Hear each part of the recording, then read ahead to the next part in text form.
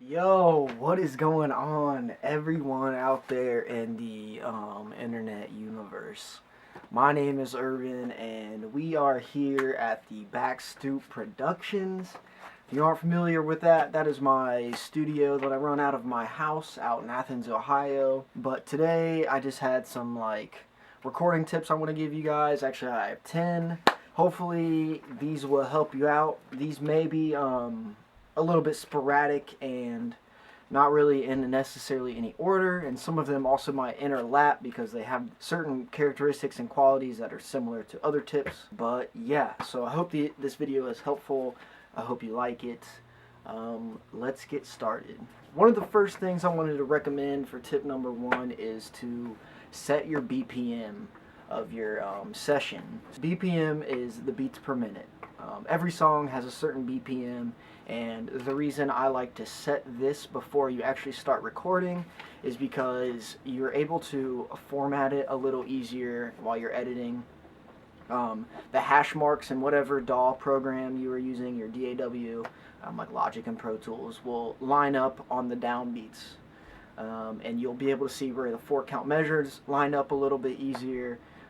It has always helped me a lot if I have to take a hook or a chorus and move it somewhere else. I can see where it is visually very easily because after the BPM is set, all the downbeats should line up right on the 1, 2, 3, and 4. So yes, set your BPM. That's tip number 1. Tip number 2, set up your microphones beforehand. This will help out a lot just during the setup process. It won't take as much time, leaving you for more time to stress out about the actual recording part.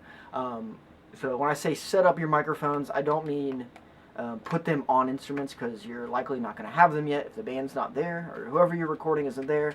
I just mean get your microphones out, get them plugged in on a microphone stand and ready to be adjusted for wherever position you need to put them. And some microphones you're going to know where you need to put them just based on what you're going to be recording with that specific microphone. So for instance, like a vocal microphone, I don't know if you can see it, but back here I have a microphone set up in the corner. That is there ready to go whenever a rapper needs to get here, or any kind of solo artist. You know, it's just ready to go right there. Don't have to take a lot of time setting up, and gets the ball rolling a little more quickly, you know. So yeah, second tip, have your mic set up and ready to go. The third tip I wanted to talk about is have patience. Some artists, you'll definitely realize this very quickly as you start to practice more and more with different talent. Some artists are definitely more comfortable in a studio than others. This is usually because they've been in a recording studio before. They know how the process works.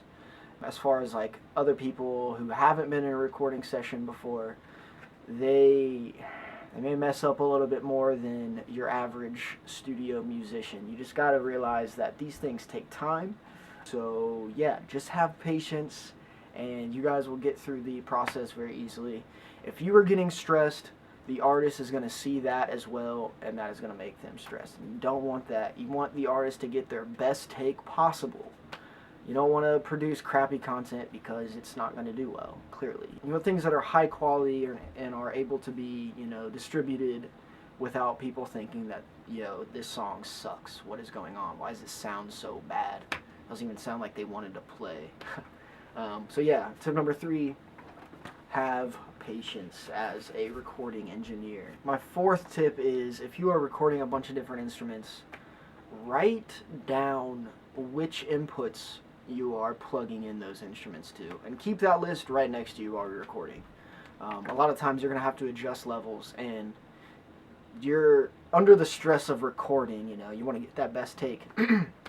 And you don't really want to have to stop and think of, okay, he wants more bass guitar. Where is the bass guitar? Okay, here it is. I think I plugged that into input 9. Okay, input 9 up.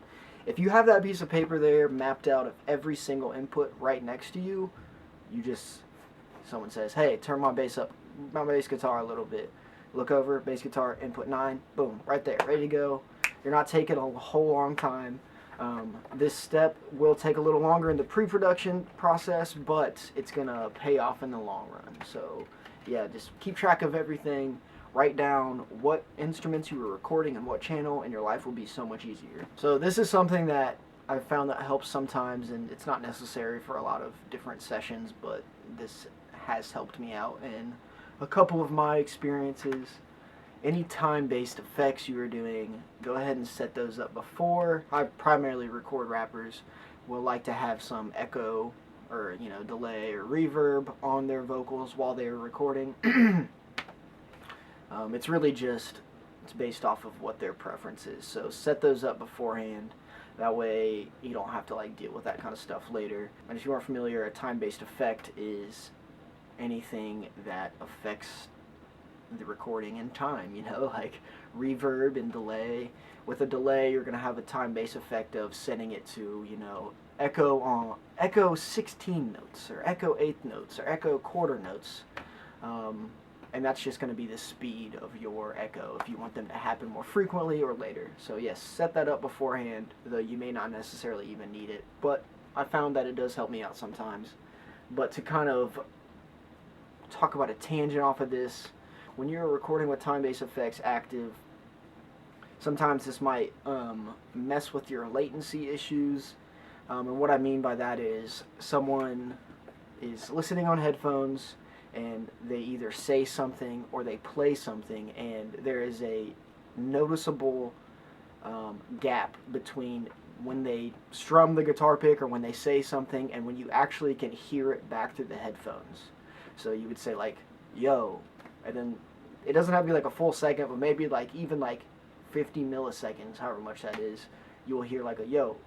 It's just clearly not at the same time, and that really messes with people. To fix this, adjust your buffer size. That'll be in your preferences on Logic, whatever recording software you're using, it'll be in your preferences. It'll just say buffer size, probably under your recording settings or your audio settings, so check that out. Turn it up.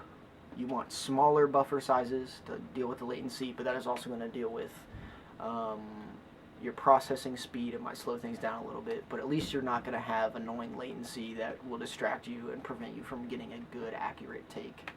Tip number 6, don't offer creative help unless you are specifically asked to. If someone asks, what do you think of this, man? Or do you think there's anything I could do to change this, or say it better, or do this better?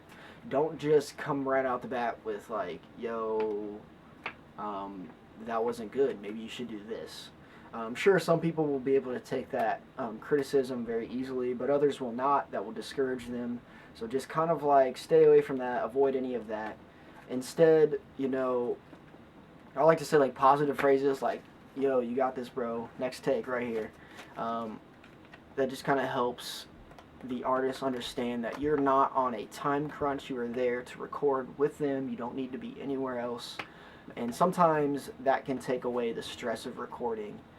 It really just depends on each individual's basis. So these positive phrases, I usually say them after you can definitely tell that the artist is struggling to make it through an entire song. Maybe they're stumbling over their words, or they keep messing up, not even on the same spot of a guitar riff, just randomly, they're just messing up everywhere. That's, from what I've experienced, that's usually because they're stressed out and they're not that comfortable. Just, keep up the positive reinforcement, and that'll help out your session a lot. Like I said, just keep with the positive phrases. I gave you my example, but you can definitely tailor it to how you think you should say things to people. But yeah, so tip number 6, don't offer your creative help, rather give positive reinforcement. Tip number 7, when you're getting your levels to get ready to record, let the instrument peak level get to the bottom of the yellow area. So it'll be green, yellow, orange, and red. That's the color spectrum on the levels on your meters. The higher you go, it's going to get distorted. I like to stay around the bottom of the yellow because the sound will not distort. When they're loud, it'll give it plenty of room to not clip.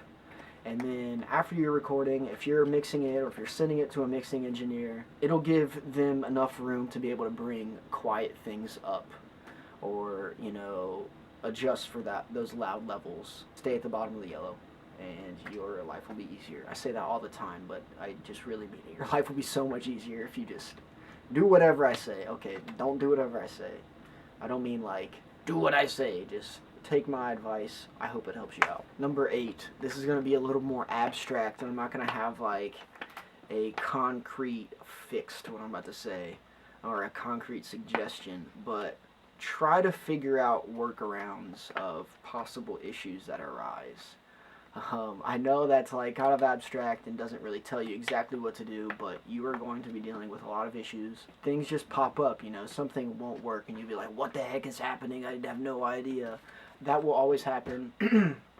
So expect the unexpected. Dealing with these things definitely just takes time, and the more you record and the more issues that you deal with, you'll be able to think out the process better of how you can fix it or work around if you can't just straight up fix the issue. Some things you can't fix because maybe equipment isn't working properly, but you have to be able to think on your toes and work around the situation. An example of something that I have experienced is I was recording this band here at school, and we were dealing with horrible latency issues, like I mentioned earlier with the buffer size. I was adjusting the buffer size. Nothing I was doing was working. They were trying to play together, but inside of their headphones, everything just sounded so off timing and off beat. And nothing I was doing was able to fix that. So what I ended up doing was, instead of giving them headphones, I actually just had them take the headphones off. I pushed all of the amps inside the room that they were in, put the microphones on the amp, that way they could hear what they were playing, they could hear the drummer, and I just had them record. This isn't the ideal recording situation because you don't want a lot of things bleeding together, but for this specific situation, it ended up working out really well. Everything actually ended up sounding really good. So you never know how something is going to sound. You don't know how something's going to turn out until you try it. But in this specific situation, moving the amps into the room ended up helping very well, and we got to record and we got to get the whole session finished. If I would have kept trying to figure out how to deal with the latency in the headphones, we may not have gotten to record, and that's not good. The whole objective is to record and get some good music out. Tip number 8, issues will arise. Figure out ways around them. 2 more tips, and this last, tip number 9 actually kind of goes hand in hand with the last one. Take suggestions from people that are involved. Anyone in the room may have something helpful that they can tell you. You never know. If you're dealing with an issue, someone may have an idea that may fix that. And that is actually exactly what happened with the situation that I just talked about with the latency in the band that I was recording. The guitar player actually suggested, he was like, actually I've done something like this before, and the latency was an issue then. We just moved the amps into the room and the session actually went really well. Honestly, I was hesitant because I don't want all of my instruments bleeding into all of the microphones. I don't want the drums and the guitar mic. But there was nothing I could do to work around this, so I tried it, and I'm glad I did because it sounded really good. So don't shoot everyone's ideas down. Definitely listen to them, try them out. You never know if they'll work. So yeah, tip number 9, take suggestions from anyone involved, which could include the band. The band could be more helpful than you realize. Alright, so the final and last tip isn't a huge tip, but I found that it helps me sometimes as well as the artist. Take breaks, Recording music can be more fatiguing than you realize, to your ears as well as to your mind, like your brain, and, just a break sometimes will help you out a lot. Just step outside, just getting that fresh air. Getting that fresh air will help your mind relax a little bit, unwind from the previous recordings that you've done, especially if it was a little bit stressful and the artist was having trouble getting through the whole song. So go take a break, come back to it, see how it goes after that. Also, when you're taking breaks, depending on the situation you're in, if you're just like in a small recording studio like I always am usually here at my house, unless I'm like down in the studios in the buildings at school, take breaks with the artist. Like, it really helps out. It helps the rapport of your relationship. It's going to get you guys more comfortable with each other. That way they can communicate easier to you without feeling awkward. That seems to be a big issue with a lot of the sessions that I've done, is just awkwardness, like just being around other people. Sometimes people aren't used to that. They're not used to being in these situations where they're under pressure and they're trying to make a good quality product. So yeah, just taking the breaks helps a lot. let your brain just unwind. And when you get back into the studio, I'm dead serious, more often than not, they lay it down the next try. Like, it's actually really strange how that happens. I mainly record rappers, I think I already mentioned that, but a lot of the time a rapper will be struggling very hard to get through an entire verse. We'll get through the verse and, punch in like in a bunch of different areas. We'll stop recording and try to record the next line on a separate track. And the end result, that you don't usually get good mixes. So what I always suggest is take a break, go outside, just unwind, and then it's really strange. The next time they will remember the verse a little better, and they'll make it through the entire song. That was 10 recording tips from the back stoop. I hope that helped you guys out. I put some thinking effort into these tips.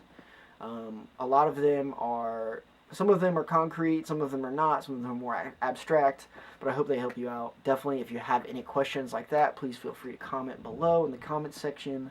Please subscribe. I'm going to be doing these different types of videos every Friday. A lot of them are going to be production based, tips for that and all that kind of stuff. Thank you so much for the support.